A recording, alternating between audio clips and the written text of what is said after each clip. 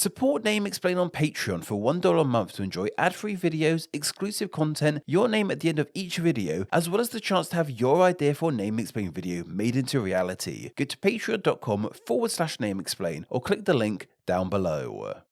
In Western Europe, there are a group of islands. These islands separately go by the names of Ireland, the Isle of Man, the Shetland Isles, the Orkney Isles, Lundy, the Isle of Wight, the Scilly Isles, Anglesey, and of course the largest of Great Britain. And that's just a handful of the islands found in this part of the world. There's many more smaller ones out there too. Collectively, these islands are often referred to as the British Isles, and they've been called this for a seriously long time. The OED's earliest mention of this term in any form dates back to 1577. And for almost 500 years since then, the term has cropped up in books, conversations, movies, TV shows, and countless YouTube videos detailing the minutiae of these islands, including ones made by yours truly. Yet despite how ubiquitously these islands are collectively known by this name, there's a huge issue with it. Many have deemed the name unfair and not fitting to represent these islands as a whole. Before we delve deeper into this, it's worth going over how exactly these islands are split up and governed, and the varying amounts of autonomy they have.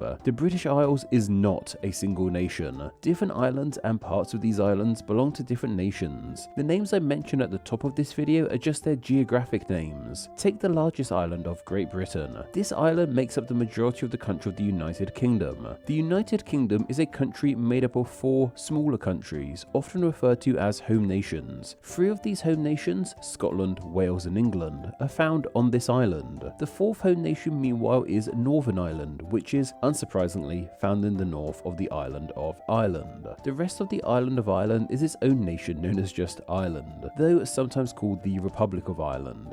Meanwhile, a lot of the smaller islands belong to specific parts of the United Kingdom or the country of Ireland and are governed under them. The Shetland Islands and the Orkney Islands are administered as part of Scotland in the UK, Anglesey part of Wales, and the Scilly Isles, Lundy and the Isle of Wight part of England. And then there's the Isle of Man. This isn't part of Ireland or any part of the UK, but instead a crown dependency, which means it is an independent nation but depends on the crown, aka the UK, for various issues. The UK has 2 other crown dependencies too, Jersey and Guernsey. They are sometimes considered to be part of the quote-unquote British Isles, but as they are closer to mainland Europe than the rest of these islands, they sometimes don't get lumped in with the rest of them. Instead, Jersey and Guernsey are often put in a group known as the British Islands, as opposed to the British Isles. Yeah, these are 2 different things.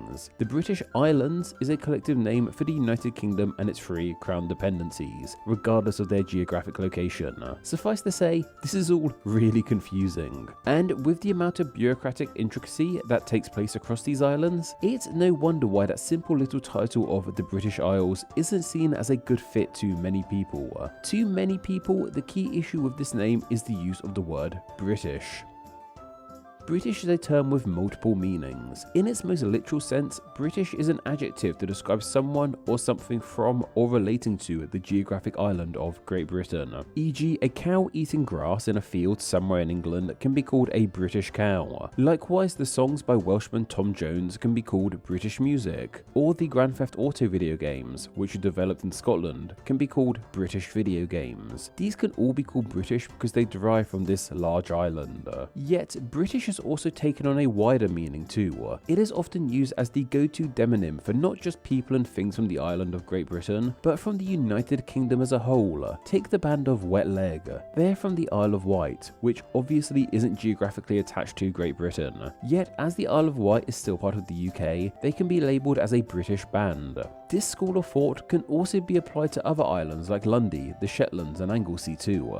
And most interestingly, even people and things from Northern Ireland can be labelled as British, as Northern Ireland is part of the UK and British is the go-to demonym for the country. Now, obviously calling people and things from Northern Ireland British isn't as clean-cut as it sounds. Northern Ireland's relationship with the UK as a whole, as well as the rest of Ireland, is a huge point of debate and conversation due to the long intermixed histories these islands have with one another. We don't really need to go into all here as the history of Ireland is quite well documented in other places, but for those who want more of an understanding, my video about the name of a certain city in Northern Ireland can probably bring you up to speed, but you should probably be able to start to understand why using the demonym of British for the UK as a whole isn't a great idea. Even on the island of Great Britain itself, the term is debated. Many instead use more specific demonyms for themselves, like Scottish, Welsh, or English. Some even go more specific, like someone from the county of Cornwall in England referring to themselves as Cornish instead of British, or someone from Manchester calling themselves Mancunian. If the people who live on the island of Great Britain can't seemingly get behind the term of British, then you can probably understand why the term has come under immense scrutiny when applied to these islands as a whole, under that name of the British Isles. Put really simply, many think we should stop using the term British Isles, as only one of these islands are well and truly British.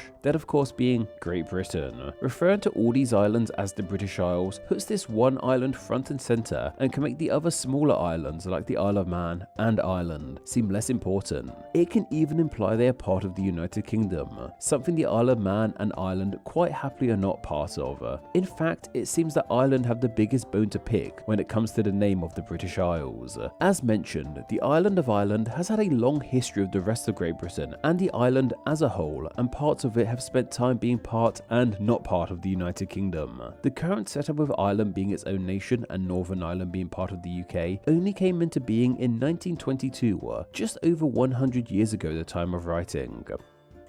This independence for the majority of Ireland from the UK came after a war in which many people died, so to go through all that and for the nation to still be lumped in with Britain in the term British Isles understandably upsets many people in Ireland. The Irish government even refrained from using the term. It's considered that contentious in the country. While many in the UK, Ireland and across the globe still happily use the term British Isles, it's understandable as to why many feel the term is a tad outdated and self-centered on the island of Great Britain and specifically the UK. This has led many to think we should probably stop using the name the British Isles, and thankfully many other ideas have been floated as to what it should be replaced with. Many of these terms also have pros and cons like that name the British Isles. A really simple suggestion is the title of just Britain and Ireland. This makes sense and is to the point, and it uses just the geographic terms of Britain and Ireland, yet it doesn't encompass everything. Noticeably, there is no mention of the Isle of Man, or many of the smaller islands like the Isle of Wight or Orkney in example. I know to many it might seem a bit pedantic being upset that these smaller islands don't get recognition in these names, but right now we're in the business of finding a suitable name that represents all of these islands, regardless of their size or population.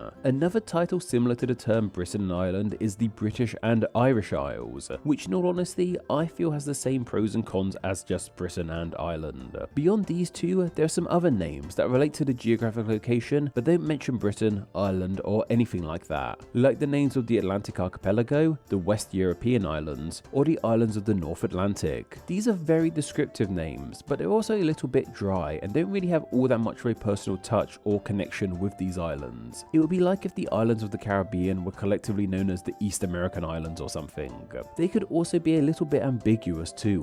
While these are the most prominent islands in the Atlantic, they aren't the only ones. The islands of the North Atlantic name, an example, could also include the Faroe Islands, which aren't traditionally seen as part of this group, or even Iceland, which isn't linked with this part of the world at all, and it's way more northern in the Atlantic than the rest of these. My personal favourite name out of all the ones that have been thrown out there, however, is the Anglo-Celtic Isles. This name puts a heavy emphasis not on borders or countries or even the geography in the land, but instead on the languages spoken there. The Anglo part relates to the English that dominates the majority of these islands, and the Celtic part highlights the many Celtic languages spoken here too, like Irish, Welsh, Scottish Gaelic, Manx and even Cornish. I honestly think this is one of the best suggestions and I'm going to try and use it going forwards, unless I forget, but that's just me being an idiot. I guess the only con about this name could be the fact that neither the Celtic languages or English truly originated here, both having their ultimate origins in continental Europe. There's also the debate over which should come first. Celtic languages were spoken here way before any kind of Germanic one was.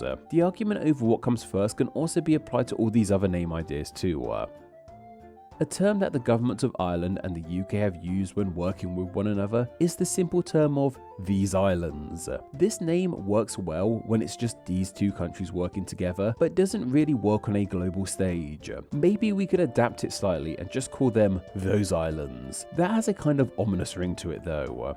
These are the ones suggested by other people, but I even had a crack at making up a few myself. One I coined was the Pythian Islands. This relates to Pythias of Massalia, a Greek geographer who first recorded these islands. I just thought it would be cool if the islands were named after someone who made a large contribution to this part of the world and was fairly neutral in it all, as opposed to naming them after someone from just the UK or just Ireland or just the Isle of Man. The other idea I had was the Thule Islands. Thule was this hypothetical northernmost island in the world of the ancient Greeks. We aren't entirely sure what it might have actually been, but some have suggested it was really Iceland or Orkney. Whatever the case, why don't we just use it to refer to these islands as a whole? I was inspired by this name by our history of naming real places after hypothetical landmasses we once only presumed were there. This is the case with Australia, a name that was coined way before the land was actually uncovered by Europeans. It was a placeholder name for a hypothetical southern landmass, and this was the same case for the Antilles over in the Caribbean too. I also, out of sheer curiosity, asked ChatGPT to whip up some names as well, and it included the likes of Albonia, Merlandia, Celeste Isles, and Lumaria, so make of those as you wish. And I just want to stress that none of my own ideas I feel are perfect or should replace the British Isles. Sometimes I just like to think of new names as well as explain them. But this shows us there are ample names out there we could use instead of the British Isles, but many of them also have pros and cons unto themselves. My last idea, however, is that maybe they don't need a collective name at all. It's not really that often we need to talk about all these islands and countries in one fell swoop. Sometimes we do in law, or certain businesses who operate in certain parts might need to, but in those cases they could just specify what parts of the so-called British Isles they mean. Like say if a supermarket called Tescobury's, an example, has shops in the United Kingdom, Ireland and the Isle of Man, they could call themselves Tescobury's UK, Ireland and IOM, as opposed to Tescobury's British Isles. Sure, this kind of naming is cumbersome at times, but it might be better to make something more of a mouthful than for it to be inaccurate. I have probably gone on enough, however, about the issues with the name the British Isles, so let me know what you think about it. Should the name be ditched or are you happy with it? And I would love to hear your ideas for what these islands should be called too. For now, however, I'm probably just going to stick with calling them home. Name Explained depends on viewers like yourself supporting the channel financially on Patreon, so a huge thank you to everyone who does. Donating just $1 a month helps the channel amazingly and gets you bonuses including ad-free videos, exclusive content, the power to request ideas to be made into actual Name Explained videos, and your name at the end of the video with all these awesome people. Visit patreon.com/NameExplain or click the link down below to find out how you too can support the channel. Thank you. Thanks for reaching the end of the video. Why not watch another and subscribe to keep up to date on all things Name Explain. You can find myself on Instagram where I'm NameExplainYT, and join the Facebook group Friends of Name Explain to talk with myself and other name nerds. All that will be linked down below. Anyway, I hope you enjoyed this video, and once again, thank you all so much.